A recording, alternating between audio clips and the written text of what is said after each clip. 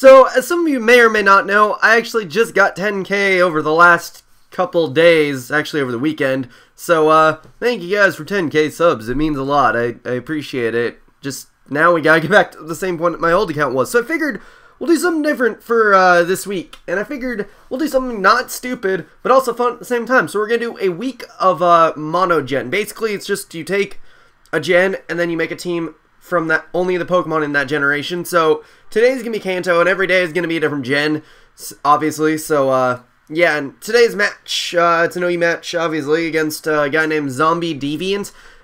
We're actually doing a full MonoGen battle. The rest of the battles for the week will not be full MonoGen. It'll just be me using a MonoGen team against a standard team. So, you know, just keep that in mind. But this battle is just like, he was like asking for MonoGen, so I was like, fuck it, let's do it. But he's using Unova. I'm using Kanto, like I said. Got a Submachamp, Life Orb Nidoking, Life Orb Alakazam, Life Orb Clefable. I think you guys remember this set from my 4th gen matches. Standard Vaporeon and a special defensive Zapdos. That's what I got on my end. Looking at his end, nothing really pops out like too huge of the threat. Like Terrakion will be annoying. I know that for a fact. Reuniclus and Conkeldurr will also be annoying, but if I can play around them properly, they shouldn't be too huge. The rest of his guys, like, I know Hydreigon will also be annoying, but I should be able to play around that well enough, so it shouldn't be too huge of an issue. Selgor, I'm not really too worried about. Victini, I wasn't really too worried about until the match actually got started, but I figured my best lead against the team would be Machamp, just looking at what he might lead with, so I'm going to lead off with Machamp. And actually, when we did this match, he accidentally brought a Rotom instead of the Selgor, so he had to quick switch that out, and he was like, whatever. But he's going to lead off Victini. I thought I would be able to take at least one hit and hit him with a payback, but he takes me straight out, so I'm kind of thinking he might be banded. So I figure, let's go into Alakazam. If he is out, speed and take him out. But otherwise, Zen Headbutt shouldn't be able to kill me if he is Scarf, because I might just be overestimating Machamp's defenses.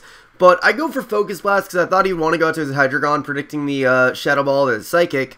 But he goes out to Reuniclus, which is a really odd play, but then I just take it out with the Shadow Ball, so that works out for me. I figured I could take any hit he had to go for since he had leftovers. He probably wouldn't have Shadow Ball, so I figured I'd be safe, and I was safe, and I take him out. But now he goes out to a Selgor. I cannot risk my Alakazam getting taken down so early, so I gotta switch right into my Zapdos, because that Alakazam is going to be useful if you saw his team, so I gotta try and keep that thing alive. But Selgor goes for Bug Buzz, doesn't do too much to Zapdos, so that's kind of good, but I just go for Thunderbolt to hit anything that wants to switch in. Happens to be Victini, so I'm thinking maybe, okay, he's probably just going to go for the V-Create, or he could go for U-Turn predicting my switch. I am at basically full HP, so I should be able to take it even if he's banded, and if he isn't, then he's Scarfed and I easily take it, but he does take me straight out, and I'm like, wow, banded Victini is fucking powerful. Shit. But I mean, at least now I know for sure he's banded, so that works out for me, because I can go into Alakazam and threaten him out with the Shadow Ball, which I think I just go straight for. I kind of want to go for Sub, but I want to be safe just in case he predicted me for some reason, but he goes into a Selgor, does a lot with the Shadow Ball, and if I went for Psychic opposed, or if I went for Sub then Psychic, it wouldn't make too huge of a difference, so it's whatever. But getting going to Vaporeon now, because the best thing I have to take on a Selgor at this point. I mean, I could go into Nidoking, but I really don't feel like going into that yet, but gonna go for Toxic on the switch. Thought he might want to go to Hydreigon, and then right when I clicked Toxic, I was like, shit, Conkeldurr might come in, but I don't really give a shit if Conkeldurr got Toxic, honestly, but I go for Protect because, like I said, I know he's banded at this point, so I just gotta see what move he locks himself into. He decides to lock himself in a Fusion Bolt, so I'm just gonna hope that he goes for that again. I can go into Nidoking, and I can get my Stealth Rocks up, because my Nidoking has my Stealth Rocks, because it's the only Stealth Rocker I could really use. I was gonna use Dugtrio, but then I was like, nah, I'd rather use Nidoking, because Nidoking's a badass, because, like, two of my favorite Gen 1 Pokemon are Nidoking and Clefable. Like, Clefable is, like, a competitive favorite, because I like Life Orb Clefable for some reason, because I'm weird.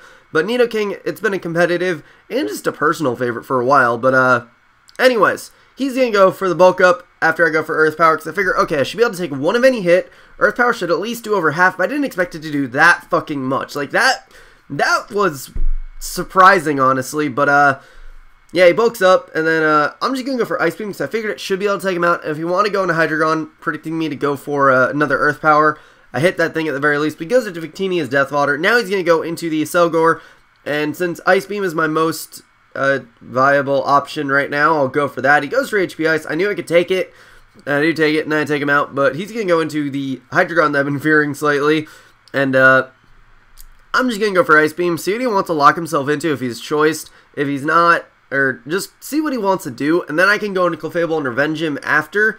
But it turns out I'm actually faster, and I get a good Ice Beam off, almost take him down, but he's just going to go for Surf to take me out. I'm really not sure what kind of Hedragon he is. He doesn't have any items, so he's either like Expert Belt or Scarf, and that also means he's not running that much speed investment, so it's just kind of weird, but I take him out with Alakazam, and that is happy fun times, because I figured a Shadow Ball at that low should be able to take him out. But now he's going to go into Terrakion. I just kind of want to see what kind of Terrakion he is. I should need Alakazam, because I should be able to take down his Conkeldurr with my Vaporeon, so I just go for the